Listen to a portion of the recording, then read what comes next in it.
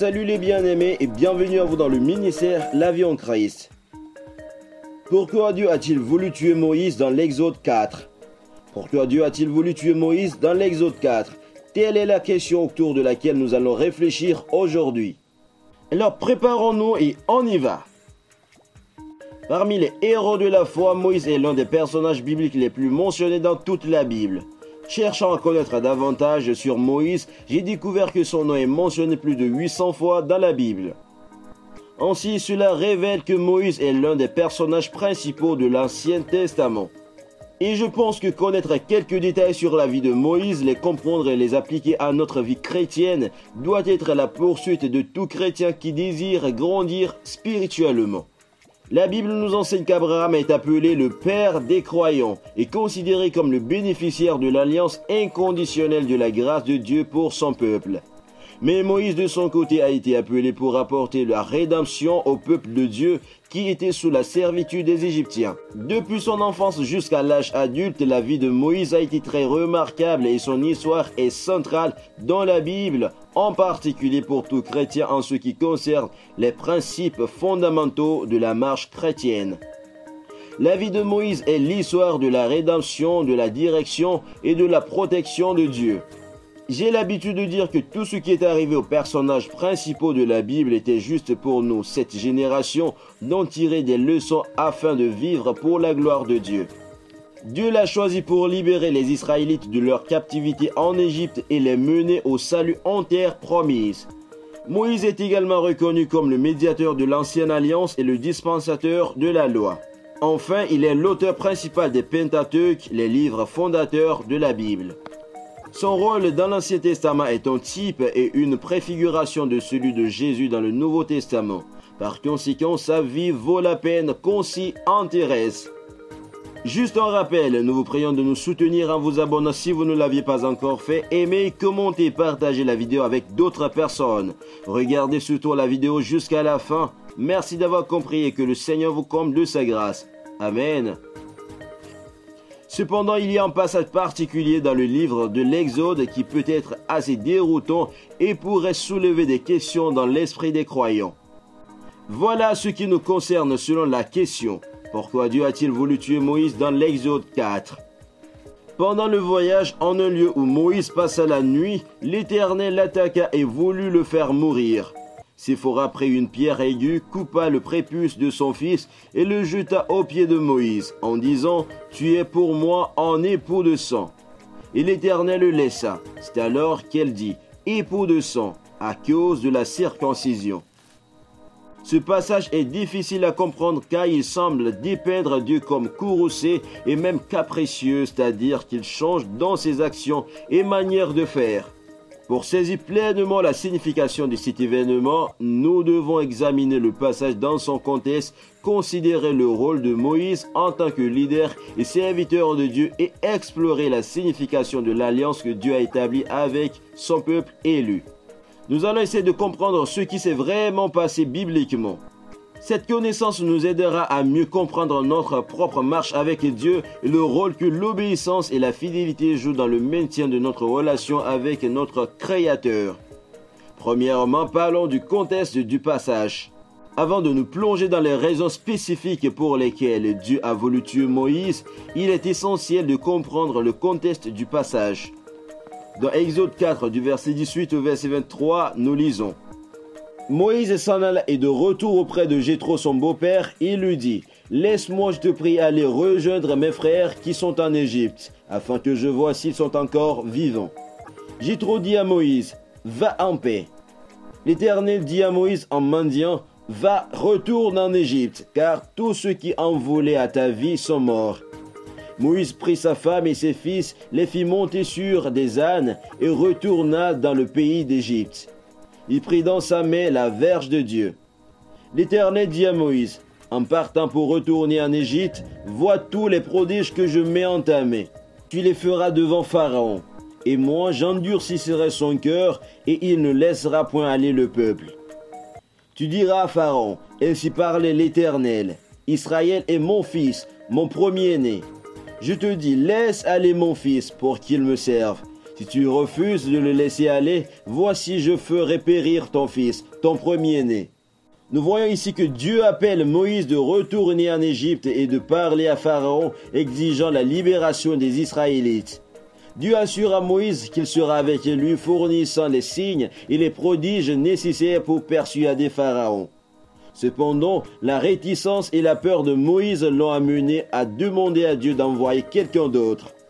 La colère de Dieu s'enflamme, mais il accède à la demande de Moïse en nommant son frère Aaron comme son porte-parole. D'après Exode 4 du verset 10 au verset 17. Alors que Moïse avec sa famille retournait en Égypte, un événement tragique voulait se produire. Le verset 24 nous dit: Pendant le voyage, en un lieu où Moïse passait la nuit, l'Éternel l'attaqua et voulut le faire mourir. Cette partie de l'histoire de la vie de Moïse et de l'attitude de Dieu envers Moïse nécessite une compréhension. Deuxièmement, parlons de l'importance de l'alliance. Pour comprendre pourquoi Dieu a cherché à tuer Moïse, nous devons d'abord reconnaître l'importance de l'alliance établie entre Dieu et les Israélites. Cette alliance a été initiée avec Abraham et s'est poursuivie à travers Isaac et Jacob, qui a ensuite été nommé Israël. Chose que nous pouvons retrouver dans Genèse le chapitre 17 du verset 1 au verset 14, le chapitre 26 du verset 1 au verset 25 et aussi dans le chapitre 28 du verset 10 au verset 15. L'alliance était une promesse de bénédiction et de protection pour les Israélites, mais elle exigeait aussi leur obéissance et leur fidélité. Au centre de cette alliance se trouvait le commandement de circoncire tous les Israélites mâles, ce qui signifiait leur appartenance à la communauté de l'Alliance et leur dévouement à Dieu. Genèse 17, du verset 9 au verset 14. Cet acte de circoncision était si vital que le non-respect de celui-ci pouvait avoir des conséquences désastreuses, notamment être coupé de la communauté de l'Alliance. Genèse 17, le verset 14. Ensuite, parlons de la négligence de Moïse et les conséquences. Le passage en question, Exode 4, le verset 24 au verset 26, suggère que Moïse avait négligé de circoncire son fils, violant ainsi l'alliance avec Dieu. Son échec à suivre le commandement de Dieu peut être interprété comme un acte de désobéissance et de mépris de l'importance de l'alliance. Compte tenu de la position de leadership de Moïse et de son rôle dans la libération des Israélites d'Égypte, sa négligence ne pouvait être négligée. En ne respectant pas l'alliance, Moïse mettait en danger toute la mission et la destinée des Israélites. L'intention de Dieu de tuer Moïse peut être considérée comme un acte de justice divine, soulignant l'importance de l'obéissance et les conséquences du non-respect de l'alliance. La gravité de la négligence de Moïse est amplifiée par le fait qu'il a été choisi par Dieu pour sortir son peuple de l'esclavage et servir de médiateur entre Dieu et les Israélites. Pour ajouter, mettons l'accent sur l'intervention de Séphora et la compréhension des actions de Dieu. Dans Exode 4, du verset 25 au verset 26, Séphora, la femme de Moïse, intervient en circoncisant leur fils et en touchant Moïse avec le prépuce, en s'exclamant « Tu es pour moi un mari de sang ». Ces actions démontrent une compréhension de la signification de l'alliance et du besoin urgent de rectifier la négligence de Moïse. Dieu cède alors, épargnant la vie de Moïse et lui permettant de poursuivre sa mission de délivrer les Israélites d'Égypte. Ce passage ne concerne pas seulement la colère de Dieu ou les dures conséquences de la désobéissance, mais aussi la grâce, la miséricorde et la rédemption disponible pour ceux qui reconnaissent et corrigent leurs erreurs. L'intervention de Séphora souligne l'importance de la responsabilité collective au sein de la communauté de l'Alliance, où les actions d'un membre peuvent avoir un impact sur l'ensemble du groupe pour le meilleur ou pour le pire. Alors, quelles leçons pour nous aujourd'hui en tant qu'enfants de Dieu, conformément à notre marche avec lui? Quelles leçons pour nous aujourd'hui en tant qu'enfants de Dieu, conformément à notre marche avec lui? L'histoire de l'intention de Dieu de tuer Moïse et l'intervention subséquente de Séphora peuvent nous apprendre plusieurs leçons précieuses sur notre propre relation avec Dieu.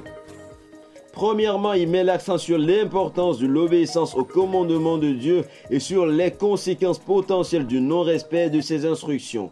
En tant que croyants, nous devons nous efforcer de suivre les conseils de Dieu dans nos vies en comprenant que nos actions ont des implications non seulement pour nous-mêmes, mais aussi pour la communauté chrétienne au sens large. Deuxièmement, ce passage met en évidence le rôle de la miséricorde et du pardon dans notre relation avec Dieu. Malgré la négligence de Moïse, Dieu a épargné sa vie et lui a permis de continuer à servir de chef pour les Israélites. Cela nous rappelle avec force que nous aussi pouvons trouver la rédemption et le pardon lorsque nous reconnaissons nos erreurs et cherchons à les corriger. Enfin, l'incident souligne l'importance de compter sur le soutien de nos frères croyants. L'intervention opportune de Séphora a non seulement sauvé la vie de Moïse, mais a également préservé la mission divine de délivrer les Israélites de l'esclavage. Dans notre propre vie, nous devons reconnaître la valeur de faire partie d'une communauté de foi, offrant soutien et encouragement les uns aux autres dans notre marche avec Dieu. En conclusion, le passage de l'Exode où Dieu cherche à tuer Moïse peut être déroutant et même troublant à première vue. Cependant, lorsqu'on l'examine dans son contexte et dans le cadre de la relation d'alliance entre Dieu et les Israélites, nous pouvons voir qu'elle enseigne des leçons vitales sur l'obéissance, la fidélité et l'importance de la responsabilité communautaire. La négligence de Moïse dans la circoncision de son fils a mis en péril toute la mission de délivrance d'Israël. Cependant, l'intervention de Séphora et la miséricorde de Dieu ont permis à Moïse de poursuivre sa mission et finalement de conduire les Israélites vers la liberté.